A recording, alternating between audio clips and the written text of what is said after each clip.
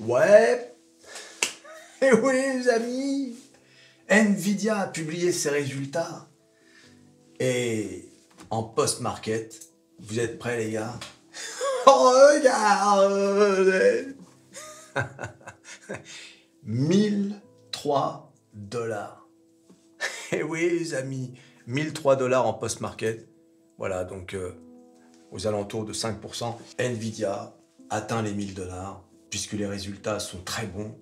Hein, on va le voir dans le détail. Quelle performance encore avec cette boîte. Alors, il y a deux news qui sont arrivées avec ces résultats. D'abord, l'annonce d'un split qui aura lieu en juin. Donc l'action, par exemple, à 1000 $ coûtera 100 $.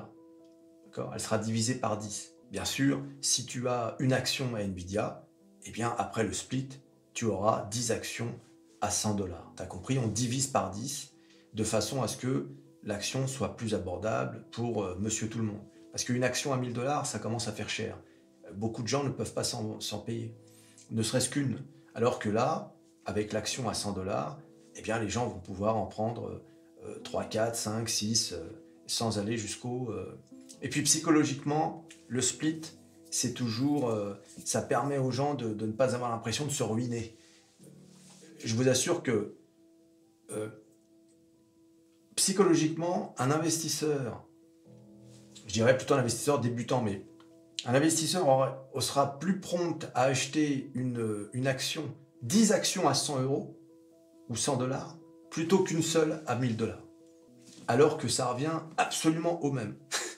Mais psychologiquement, il dira « Ah, j'ai 10 actions Nvidia, quand même, c'est quelque chose. » Tu vois ? Alors que dire « Ouais, j'ai une action Nvidia, c'est moins sexy, si tu veux. » Donc c'est pour ça que les entreprises font des splits. Alors pour voir le détail, bien sûr, il n'y a qu'un seul site. Bon, bah, ça, c'est de l'avis de tous. Tout le monde le dit. C'est le patron de Nvidia aussi qui l'a dit lors de la earning call. C'est bien évidemment metamorphose47.com. Regarde. Nvidia publie des résultats stellaires au premier trimestre, annonce un fractionnement d'actions et une augmentation de dividendes. Alors, c'est ridicule les dividendes. Je crois qu'on est passé de 4 centimes à 10 centimes l'action. C'est vraiment, là franchement... ouais. Mais bon, pour une entreprise tech, on va saluer l'effort. Ils se sont dit, on va quand même commencer à distribuer de l'oseille, les gars. Bah oui, parce que là, quand même...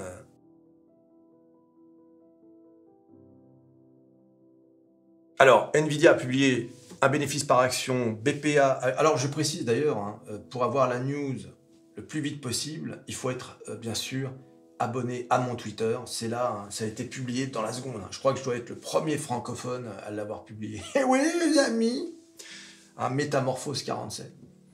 Nvidia a publié un bénéfice par action ajusté de 6,12 $ pour un chiffre d'affaires de 26 milliards $. Ces chiffres représentent une croissance substantielle d'une année sur l'autre de 461%.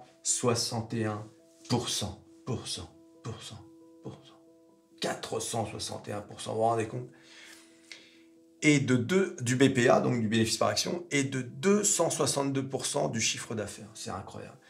Les analystes attendaient un BPA de 5,65 $ pour un chiffre d'affaires de 24,69 milliards $, soulignant la super performance significative de Nvidia. Mais c'est pas le tout. C'est pas le tout. Je vous ai déjà dit qu'à la bourse, les résultats c'est bien, les guidance c'est mieux. Pour le trimestre en cours, Nvidia prévoit un chiffre d'affaires de 28 milliards $, plus ou moins 2%, dépassant les attentes des analystes de 26,6 milliards $. Ces prévisions optimistes ont eu un impact positif sur le titre Nvidia qui a augmenté de 4% lors des échanges prolongés de mercredi, autrement dit en post-market. Alors, le PDG Jensen Huang a attribué la croissance des centres de données à la demande croissante de formation et d'inférence en IA générative sur la plateforme Hopper.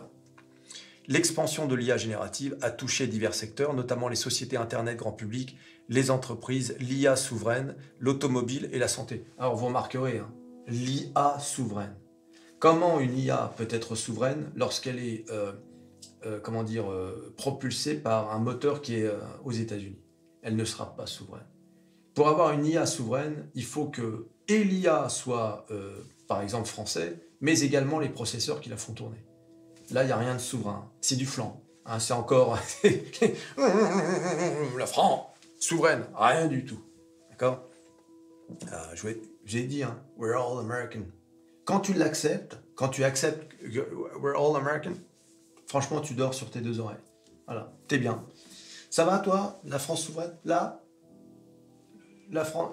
Oui, l'État français, tu veux dire. L'État comme l'État du Texas, la Californie. Ben, c'est l'État français, l'État allemand. Voilà. En fait, ce sont les étoiles qu'on montre pas sur le drapeau américain. Mais si tu regardes bien, ah oui, nous y sommes. Il y a effectivement l'étoile. Eh oui, les amis. Voilà, donc, qu'est-ce que je disais là? Tu vois, j'ai perdu le truc, là, à force de faire des parenthèses. Voilà, souveraine, l'automobile et la santé, créant ainsi de multiples marchés verticaux de plusieurs milliards de dollars, tu m'étonnes. Voilà, alors ça c'est intéressant les gars.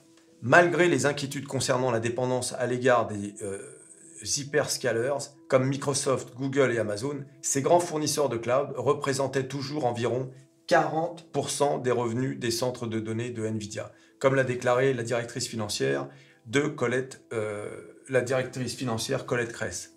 Pendant ce temps, l'utilisation non hyperscalaire des puces Nvidia continue de croître. En gros, hein, les mecs qui sont en croissance partout, à tous les étages, à tous les niveaux. Hein, d'ailleurs, si tu cherches un boulot, bah, postule chez Nvidia. T'attends quoi? Si t'es un peu jeune, tu sais dans quoi t'orienter. Alors attention, hein, ça ne durera pas éternellement, mais ils ont une avance quand même qui est quand même significative. Mais en tech, tout peut changer, pas du jour au lendemain, mais très rapidement. D'accord? Donc toujours surveiller un peu ce qui se passe en parallèle avec les autres, hein, Intel, AMD, etc. Voilà donc un prix à Nvidia qui va dépasser, donc qui va créer un nouveau all-time high, si tout se passe bien aujourd'hui, à l'ouverture. On a des guidance qui sont bonnes, on a des révisions des analystes avec des target price à 1085, 1100, 1175. Donc il y a même encore un peu de marge, tu vois. Mais bon, les analystes, tu les connais. Hein. On a dépassé les 1000. Bon, finalement, tu vois, John, on va le mettre à 1200, le target. Ouais, c'est comme ça. Hein. D'ailleurs, être payé pour ça, c'est quand même pas mal, quoi. Non, mais c'est fou. Hein. Les analystes ont toujours un temps de retard. Je sais pas si t'as remarqué. Ils n'ont pas vu venir ça, hein, l'année dernière.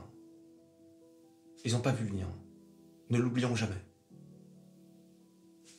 Hein. Ils ne sont pas Métamorphose 47, la chaîne la plus bullish de France, et habitée par l'esprit de l'oseille, bien sûr. Voilà les gars, c'était la nouvelle du jour, c'est extraordinaire, ça ne s'arrête plus. Franchement, c'est énorme à l'ascension de Nvidia. Hein. Et je vous rappelle, hein, quelqu'un qui avait mis 10 000 € sur Nvidia en 2014 est aujourd'hui à la tête de 3 millions de dollars. Ou d'euros, enfin je sais plus. C'est à peu près ces eaux-là, quoi. 2,5, 3 millions. C'est énorme, tu t'imagines? 10 000 € seulement. Ouais. ça fait rêver, hein. Ça fait rêver. Alors après, attention, hein, il lui fallu que le type garde ses 10 000 balles, ne vende jamais. Mais t'imagines, peut-être à 1 million, t'as la tentation de vendre. Et ben, le type qui n'a pas vendu, qui était dans le coma, il se réveille aujourd'hui, il se dit waouh, je suis multimillionnaire. Voilà comment ça se passe. Et ce sont les belles histoires. Mais aujourd'hui, il y a des gens qui sont multimillionnaires grâce à Nvidia. Tout comme certains l'ont été grâce à Tesla. Et bien là, maintenant, c'est Nvidia. Tu t'abonnes, tu likes, tu partages, tu cliques. Sur à peu près tout ce qui peut être cliqué. Nvidia, bien sûr. Les OMA, hein, on a une petite pensée pour eux. Et on se revoit à la prochaine vidéo. Allez, salut.